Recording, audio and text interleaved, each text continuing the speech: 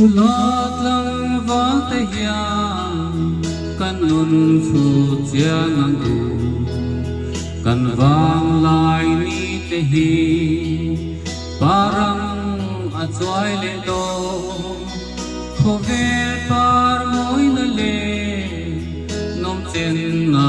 zong te po sum re lo te la nga ra le chin ang ani ivang lai ni hian isiam tu reng la idam lai ni a ithil mi zong hi pathian ro re na idin pui tu ran ni itha lo chen ma hian lal pa ta ni tho kang apa du zong ti a vang lai hun mang i xua re om tin rek tua ra ita na thi aka i zui ve do nem le ita na nun pe tu bầu san lul su ang che mangai tu la li xua san dam na thu re lin san chin tra su puang la inun vong thiang lingin Krista su zui zela ama châu chu ringin i thế na zong te po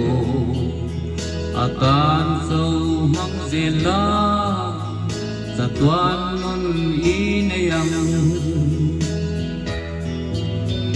ivang lai ni hian isiam tu reng la idam lai ni a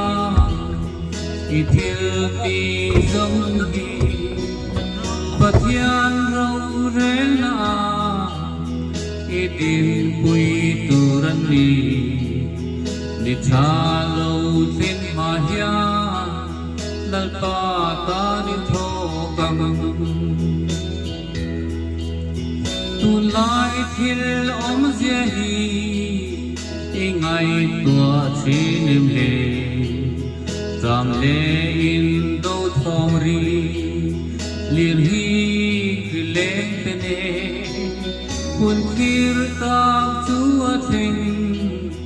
mo hil tho har hun kun to a nai ta e lal pa ni a thing do ivang lai ni hian isiam tu reng la idam lai ni a ithil ti zong hi pathian ro re na